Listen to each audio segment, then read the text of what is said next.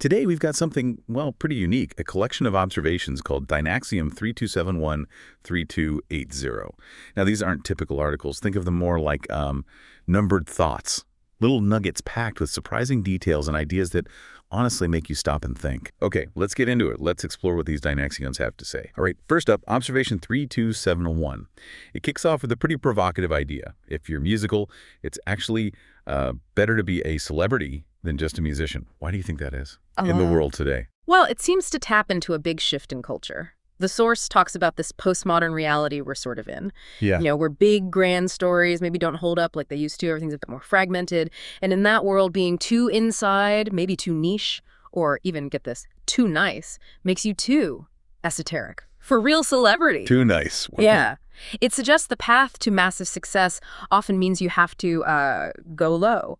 It even points out how things like, say, a past porn film or criminal convictions, they can position someone as both a bad boy and a kind of Jesus figure. It makes their story, their public narrative, a much more exciting movie for people to consume.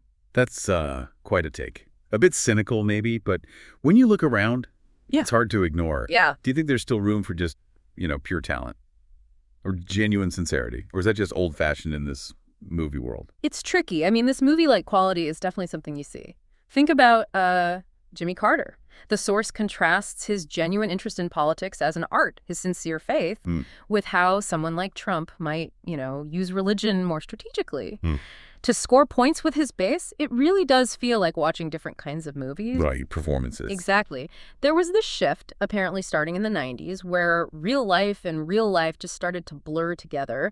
And now the feeling is almost like we're living inside a movie, a constructed story. But what's interesting is this idea of metamodernism comes up as a possible counter, like swinging back towards reality. Sincerity. Oh, how so? It suggests this kind of oscillation, Yeah.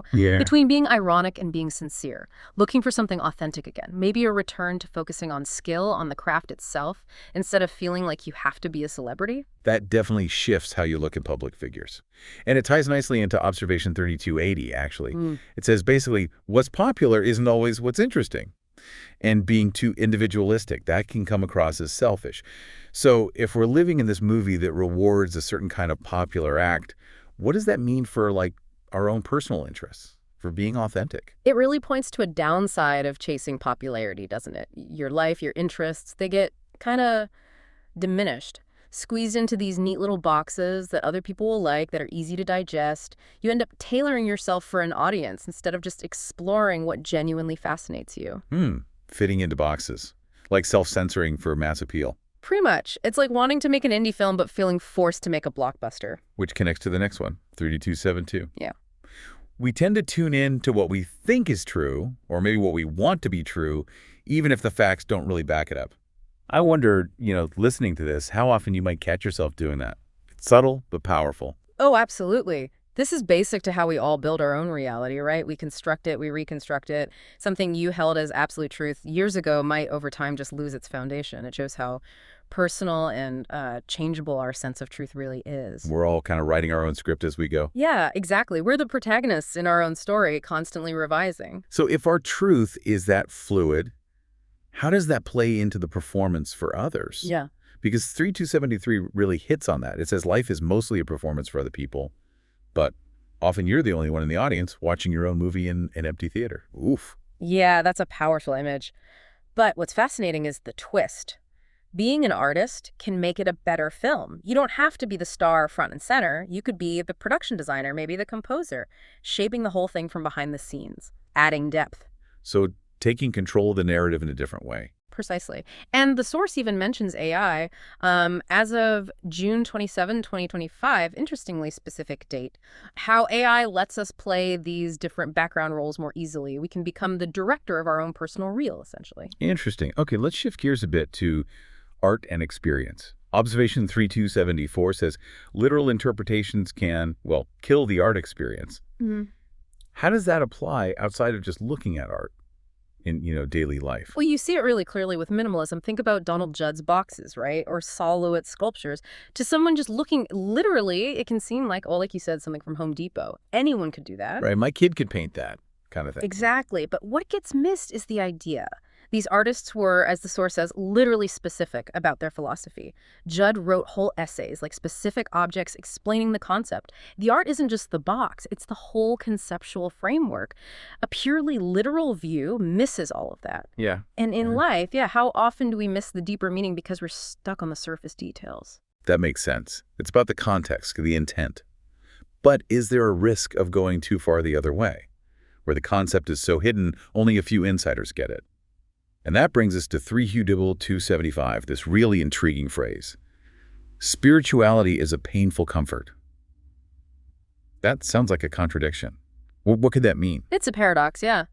I think it means that, look, spiritual paths seeking meaning, they can absolutely help. They can provide comfort, but they don't magically fix reality. They don't necessarily make you, instantly better at coping with suffering, yours or anyone else's. Maybe not as much as you'd hope. Though, it says, they can make you a philosopher. A philosopher, interesting. Yeah, and it quotes Caroline Myss directly here, which is quite powerful. She says, "The way people suffer today is very different than the way they suffered before." Quote, "The depth of suffering has shifted. Many people have become seekers. Seeking has become mainstream. It wasn't before the nuclear age." She talks about us becoming monastic while not being in the monastery, spiritual while not being religious. Our inner space is the new frontier. Wow, inner and outer space are the 2 new frontiers. Exactly. And people ask questions that are actually prayers. It points to this deep, maybe changed search for meaning today. And it's not always easy or comfortable, hence painful comfort. That definitely resonates. It captures that struggle. Now, something maybe simpler on the surface, but deep too, 3276. When you're jumping in to help someone, you're taking a leap you never took before. Feels very true. It does. It highlights the uniqueness of each act of help. It's not just helping. It's about the personal growth involved in stepping outside yourself. Every time you truly try to support someone, especially in a situation new to you, you're taking a leap. You're stretching yourself in a way you haven't before. Learning empathy on the fly almost. Yeah, and developing new skills, new understanding. That's that specific leap. That's where the real growth happens for you, not just the person being helped. Right. Okay, from personal leaps to our social worlds. Observation 3278 talks about this feeling. There comes a time when no one knows who you knew and you don't know who everyone else seems to know. That sense of disconnect. Yeah, that captures that feeling of social drift, doesn't it? It makes you think about how our networks change over time. People move on, circles shift. You end up feeling a bit disconnected from past ties, maybe, and sometimes from the current scene, too.